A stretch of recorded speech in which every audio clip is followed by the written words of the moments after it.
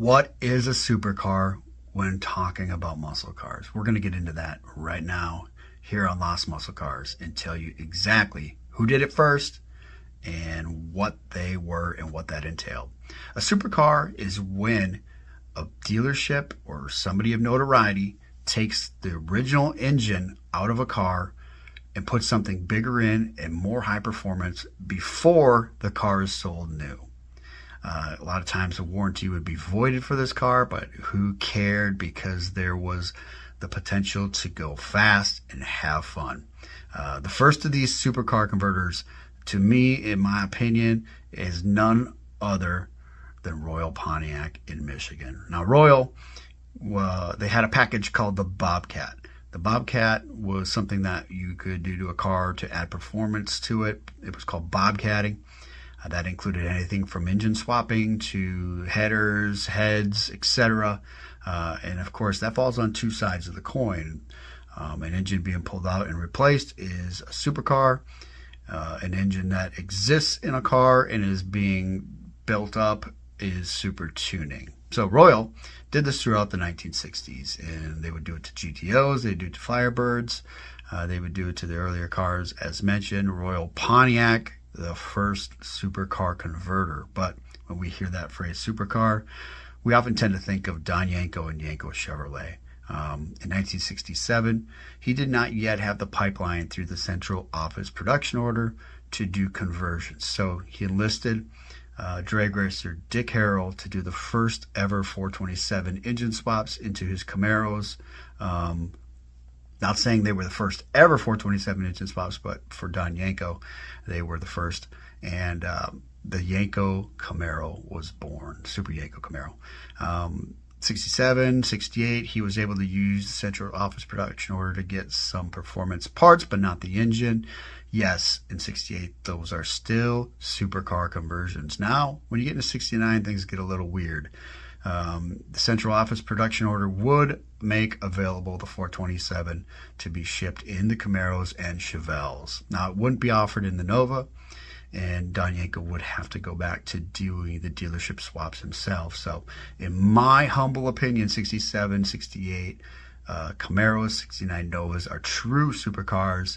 The 69s, in my opinion, are super tuned. Now, 1970 gets even stranger because Don Yenko has a deal in place with Chevrolet to get the Corvette LT1 350 in the Nova. Nobody else had this deal. Just Don Yenko. Are these supercars? It's hard to say because they are not engine transplant cars at a dealership. They are engine transplant cars at the manufacturer. A lot of people call them supercars. In my opinion, that kind of gets a little gray because we have some other people who were able to get engines built at the manufacturer as well. And that would include Mr. Norm Kraus at Grand Spalding Dodge. In 1966, well before Don Yenko was doing this in 1970, he was able to get the Max Wedge, which had been retired in 1965, in the 1966 Dodge Coronet. And we have paperwork and we have broadcast sheets showing this took place. And he did ad work in newspapers as well. Mr. Norm's there doing things 4 years before Don Yenko in getting cars from the manufacturer. Same thing took place at Nafel Pontiac. Bill Nafel wanted the GTO engine in the Tempest. So he was able to get a deal in place to order Tempests, and he would nickname these cars the Magnum 400s. They would get the GTO engine, a 4-speed, 433 gear set, pretty potent, lightweight car. Now, is this a supercar? I'm not sure. But Nafel did have supercars. In 1969, he created a car called the Golden Sabre. This was a 455 equipped GTO with the potent Ram Air 5. And we do know at least one car was built. And he did ad work for those cars. In my opinion, 100%, this is a supercar conversion. Now, going back to Chevrolet, you know, we had the known dealerships like Nickey Chevrolet and Dana who absolutely were doing engine conversions. Nickey, again, just like Yenko, and before Yenko, was doing 427 engine swaps into their Camaro. Now come 68 and 69. Nickey would then do them for Chevelles, for Novas, Camaro still. And Nickey really goes throughout the 60s and into most of the 70s, with the last car being a 454 1975 Nova. Going back out west, Dana Chevrolet in California, they would be 427 Camaro only, 67 through 69, all pure engine swap cars. These were not central office production order cars, in my opinion, 100% supercar. And it just wasn't these guys, just wasn't Chevrolet. We had Midland Ford in Toronto offering a 427 in a 67 Mustang. Now, no known copies are known to exist of this car. There's ad work showing that these cars were being made available to the public. 67 was a weird year in that the 427 was offered in the Cougar, but not the Mustang. And the serial number decodes with the letter W for 427 for the Cougar. And there are no Mustangs with the W, even though people want there to be. This slides us into a category of dealerships that offer supercars, but none are known to exist. And let's start with the Supernova in Berger Chevrolet in Michigan. They offered a 454 for the Nova in 1970. As we all know, a 396 was the biggest displacement you could get in a Nova. Berger Supernovas, none accounted for. Moving on, we have Cliff Bristol Performance in Canada, offering a 454 in both their 70 and 72 Novas. Again, none accounted for. Ad work does exist on these cars. And jumping off ship with Chevrolet, we go to Grand Spalding Dodge once again, and we're talking with Mr. Norm Kraus. And what he did in 1968 was nothing short of incredible.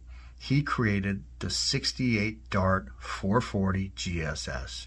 He was so successful at creating and engine swapping these cars that the manufacturer picked up on what he had done and created their own 440 equipped darts as well for 69. Norm Kraus, one of the greatest innovators and marketers of all time, you know, having a backdoor deal to do 426 wedge Cornets in 66 and then doing his engine swaps in 68 for the GSS Dart. Incredible. Definitely supercars. Moving down to the southwest, Albuquerque, New Mexico, we have none other than Randall AMC. In 1972, Randall started putting 401s in their little potent gremlins, creating the 401 XR.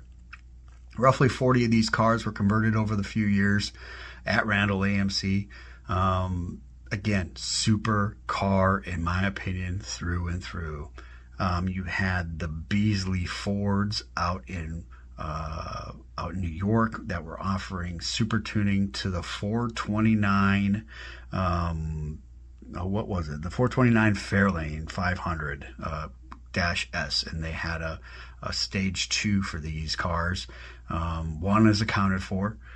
You also had the Beaumont Cheetahs out in Royal Pontiac in Vancouver, super tuning the Beaumont, which is a sister car to the Chevelle.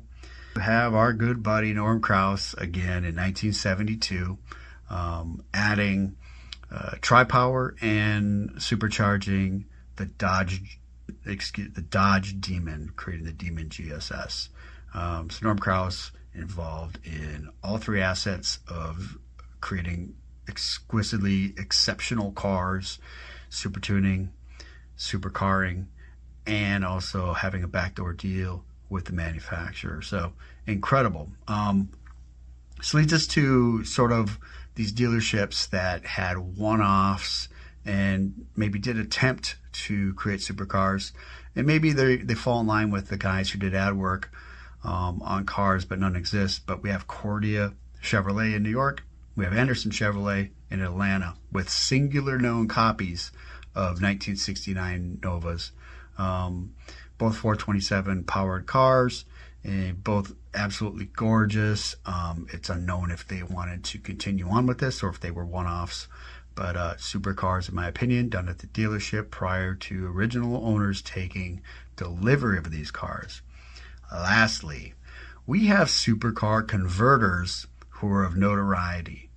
They did not have dealerships, but they utilized them to get bulk orders in cars, and that is Joel Rosen in New York using Baldwin Chevrolet, and Dick Harrell down there in Kansas utilizing Gibb Chevrolet.